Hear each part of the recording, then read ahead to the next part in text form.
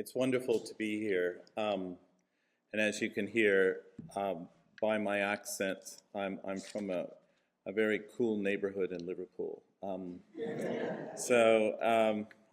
really pleased to be here, and I was delighted to be invited to just to say a few things.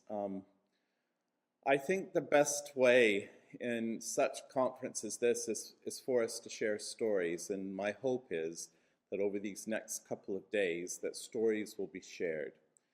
I think often when there is trauma, when there is difficulty, when there are questions, when there's misunderstanding, it's so helpful to be able to tell our story.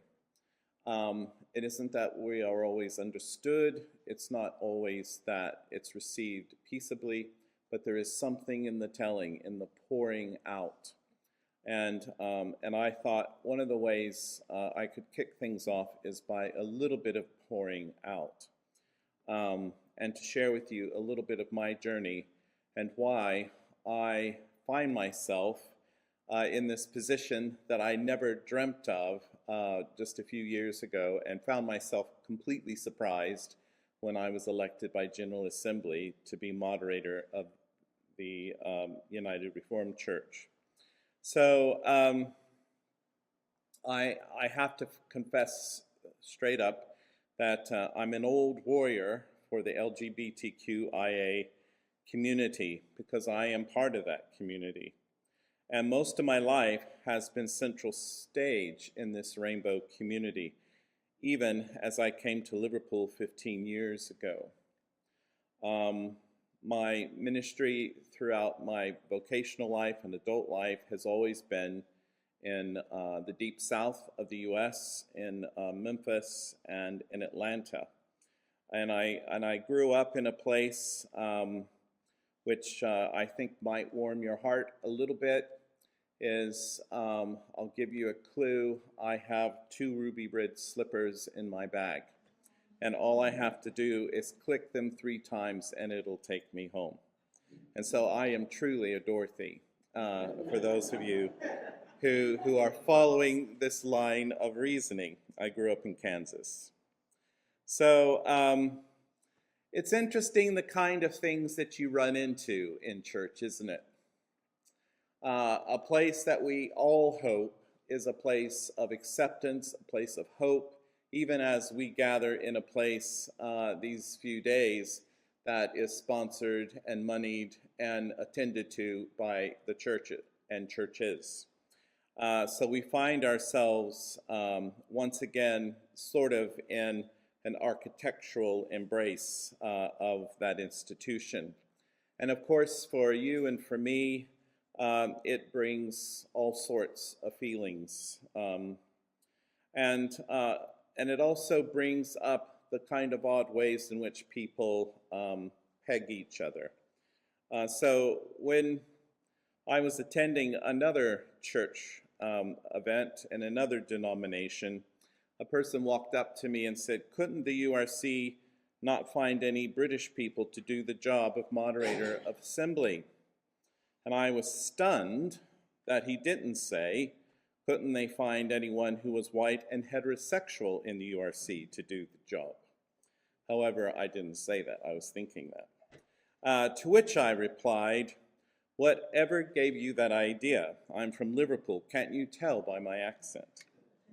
And so in saying that, I was saying something about immigrants. I was saying something about this country that is made up of so many people from different places. And my goodness, I live in a big port city with lots of diversity and lots of people coming and going. So I was raised with a Christian faith. My parents were very faithful rural people, and we attended an evangelical fundamentalist church. And I can even remember back going to a Youth for Christ camp in my youth, where I was invited to give my life to Jesus. It was outside of Kansas City, this camp, and it was on a hot June. Now I have to tell you that I can honestly tell you that I went up to that altar to give my life to Jesus because of fear. I was scared into it because I was told that I would go to hell if I didn't. And so I was buying insurance, fire insurance actually, and I was hoping that God and everyone else wouldn't see my secret sin that could possibly keep me from going to heaven. And I was only 14 years old. So since those beginnings, I have had to wander in and out, through and away from the church. And through it all, God has been a faithful and constant source of love and life. While, on the other hand, I perhaps stupidly hoped a church would come along that would handle me, all of me, just like God handles all of me, had it not been for the sustaining heritage of hymns and church music and prayers, I may have decided to be in the church alumni club, to just let it go. And I understand people who choose to do that. There is only so much trauma that one can take. And there is also the question that some of my colleagues used to put to me: why do you stay in a relationship with your abuser? But practicing my faith in the context of an isolated and personal spirituality or relationship with God wasn't a good option for me. I know that that option is too dangerous and makes me as relevant as spiritual people, excuse me, who fail to evolve and grow. And the very people that I struggle with are people who want to stay in the same place, who want to hold on to a 12-year-old's understanding of Christian faith rather than transform and evolve. It's important for us to be in community. It's important for us to be able to draw the strength of faith from one another.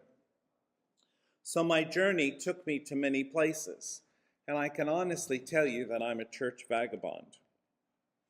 I have church hopped through many denominations. But the Spirit kept wooing me back into the Christ community, and there I've always found challenge and affirmation. Most of my adult life, I have lived on the fringes of the denominational church. To find myself in the center is quite a different feeling. Somehow the Spirit has sent me to places that I could love, and they would love me back. So even despite some of that trauma that I experienced, I also found tremendous loving communities. I saw the best in people, not only the worst. So many of my seminary colleagues wondered why I would stay in organized religion. So what I have come to find out, that as I have lived in Liverpool, in Memphis, Tennessee, Atlanta, Georgia, the radically welcoming and diverse church I served in those places were a light to the church itself. It wasn't so much that we were trying to save people outside of the church walls. We were trying to be a witness to the church itself. And I think that this is a very important point for all of us, that if we find ourselves in a place where we are on the fringe of the church, perhaps it is that fringe that needs to witness to the center. Sometimes our calling or our discipleship isn't so much about getting new believers or new converts. Sometimes it's about softening the heart of the core that is responsible for so much trauma. That also introduces to us a type of dualism that we have had to live with for centuries. And to be fair, when I look at some of the people who I grew up with, or who I might point to who caused trauma or who caused difficulty for me in the church, I have to also look at them mercifully, because they too have grown up with the same dualism that I've been fighting my whole life.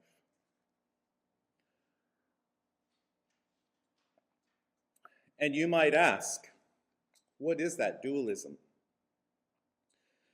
Dualism is the idea that one is in and out.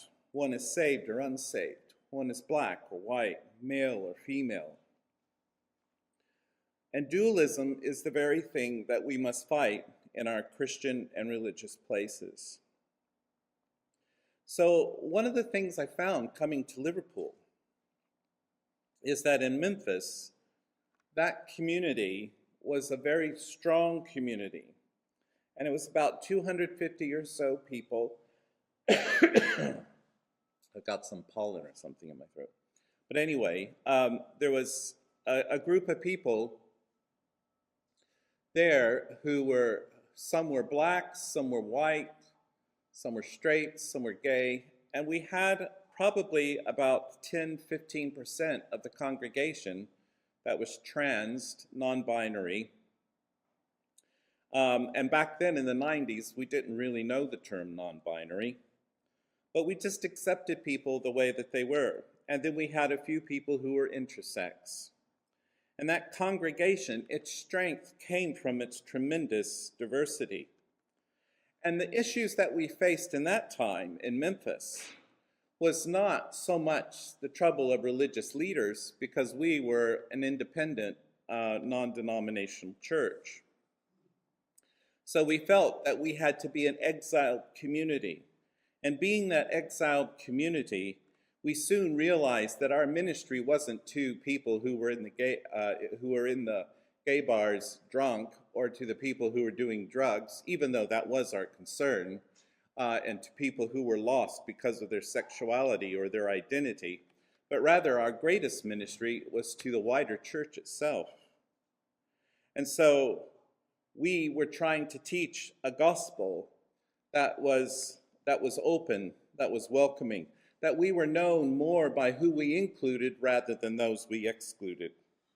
And that was the whole mantra of the church. But the people who caused us the most difficulty in that setting were people who were Bible Belt people, who would claim to be Christian, who would claim to be Bible believers. And to be honest, I have to say this, these are the same people who vote for Donald Trump. And annually, there were murders and monthly physical attacks against church members. During Bible study one Wednesday night, the windows of the church were blown out by gunshots, terrifying us all as we hit the floor under the tables. Regularly, I would receive phone calls promising violent consequences and death threats. All this, perpetrators claimed, was done in the name of Jesus Christ or the Bible. What kind of religion is this? So I'm old enough, and in my lifetime, am well acquainted with the evil exacted upon the queer community by society and the church. The indifferent and callous judgment upon people living with HIV and AIDS in that time was not a sympathized pandemic.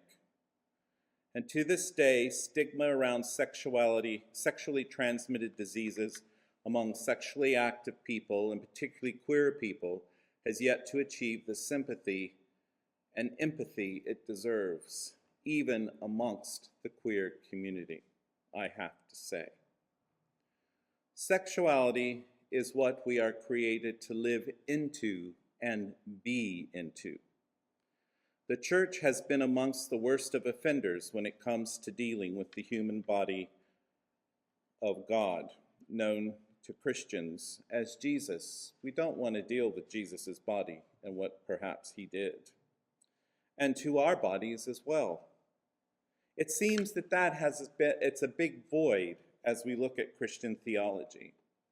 The church runs scared when we start talking about bodies and what bodies do. And throughout Scripture, we have metaphorical, detailed, and suppressed evidence of sexualities. It is true that in patriarchy, which has dominated the church since Constantine, most expressions have been heterosexual and masculine in sacred text. However, sexually and genital activity in Christian tradition has often been an expression of love, and at worst, an expression of power and deceit. And I think it is probably those parts, that latter part, power and deceit, that St. Paul was talking about in his letters. So, when we look at the damaging spiritual abuse, which has divided body from soul, sexuality from spirituality, demanding queer people to be either celibate, miserable, or go to hell, it wasn't long ago, and it still exists today. Now, some of you might be thinking this is the U.S. context, but I dare to say it is here as well. Today, I stand here as a leader of a progressive Protestant church, a role I could not have imagined a few years ago, and I am painfully and indignantly aware of a terrible trauma. The ashes of thousands who committed suicide under duress, and a generation of beautiful, talented, intelligent men, women, and children who died in shame due to a sexually transmitted disease or because somebody was hating on their body. I have to mention that even though I know we in this room have survived an airborne transmitted pandemic recently, where the whole world astonishingly mobilized to defeat it with no shame, there is something about semen, blood, and a mother's milk that made all the difference in the first pandemic, which still rages in the world. And this has been in my lifetime. So thus I come with this experience as a lesson to be shared with us all. The forces of religious extremism, and that's in Christianity too, coupled with right-wing politics, is on the rise across our lands. Make no mistake, it's happening. Clothed in God's name, gender apartheid is not only in the Middle East and Africa. Heterosexism to the level of executing LGBTQIA people, testosterone run amok as totalitarian and theocratic designs threaten our hard-won way of life. We have come so far, but we cannot drop our guard. We cannot think that the battles of the past are in the past, but the same devils are loose today. The global church is split, yet once again. And it's not about denominations. Who cares who's Catholic? Who cares who's Baptist or Reformed or Presbyterian or Methodist? Our divisions today tend to be dualistic because we're still fighting dualism. And so our divisions are more about left-wing and right-wing beliefs coupled with political activity. I am not inclined to give the benefit of the doubt on this. In theological terms, we are in a battle against the forces which wish to enslave the body and define our bodies, deny our diversity, and reimagine patriarchy. In churches where I see a lack of theological reflection and who fail at training scholastically tested leadership, will see the path of least resistance rise in our localities, which defaults to non-critical type of thinking. This path is subject to the hard-swaying powers of algorithms, success narratives which feed dying structures, and finally gives popular culture what it wants. I would suggest we must engage more fully with testimony, with scripture, and tradition. In places of mutual care and support, we respectfully listen, we teach it and practice it in the vernacular of the 21st century. One church member once asked me, "Where do you draw the line when you say you are welcome to all?" I have had to go away and think about that a bit. And finally, it came to me simply. The line is drawn at intolerance by those who hold power. Let me say that again. The line is drawn at intolerance by those who hold power. I recall a book some years ago that I read by the then Episcopal Bishop of New Jersey, John Shelby Spong. He wrote, "Christianity must change or die." Bishop Spong tested and suggested that we are sacralizing patriarchal language rather than speaking our own heart language for our time. As a result, the Spirit of God is limited to a certain age. One denominational leader said to me, not in my own church, but this is from another denomination, "Do you not realize that the more welcoming, open, and affirming a church becomes, moving from its traditional culture, that the money and people leave?" This is, of course, saying nothing about the conviction, quality of ministry, and generosity of a church, is it? My understanding of the community of Jesus is that it is not necessarily universally popular.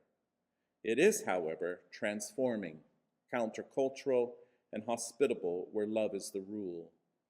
And in my experience, it has been the queer community who has been able to get that faster than anybody. And so my hope is that we would begin tooting our horns a little bit more. And because we are so tolerant, we are so accepting, and we are so reconciling, my concern is that we're not standing on convictions and we aren't witnessing to the power of a God who is non-binary, to a God who is welcoming, to a God who wishes to include all at the table, rather than just those who are right, who are saved, and who are white, and who are straight. This precisely leads me to say something about today's conference and the hope that it engenders. As you have listened to my testimony and the way in which theologically I found my way into this sacred narrative, it affirms that I see my difference and experience in the will of God. I am not saying the pain and struggle of my vocational journey is the will of God. Rather, the path that I have had to take has been one that God has undoubtedly used me for her purpose of justice and reconciliation. We are the divine beloved's artful, long-suffering, faithful, thoughtful, courageous, beautiful, diverse, and clever tribe. I am convinced of it. Our stories reflect the many-hued heart of God to the world. No one can deny our story. They can try, but the truth would not be in them, as the gospel would say. I used to pray, this was long ago that I used to pray this, that God would take away from me the struggle that I have. Why couldn't I be like any other straight white guy, power, privileged, and unhindered by all the queerness, and be happy? Well, my happiness and integrity are spectacular gifts that has come as a surprising gift. My minoritization has allowed me to see another's minoritization empathically. In this indignation that I carry inside of me due to the trauma that I have experienced, I see the ploys and games of structures which try to perpetuate and justify themselves over others and the good of others. Having integrity has fueled me to be a better minister and hopefully a better person. And I would hope that you would see it that way too. It seems to me the concept of grace needs some modern attention. Grace points to a faith that is freeing and transforming, not oppressing and abusing. As Dietrich Bonhoeffer taught, grace comes to us as a costly gift. Most of all, I am gracious to others because becoming a transformed and integrated human body, a human person, being is a tough journey.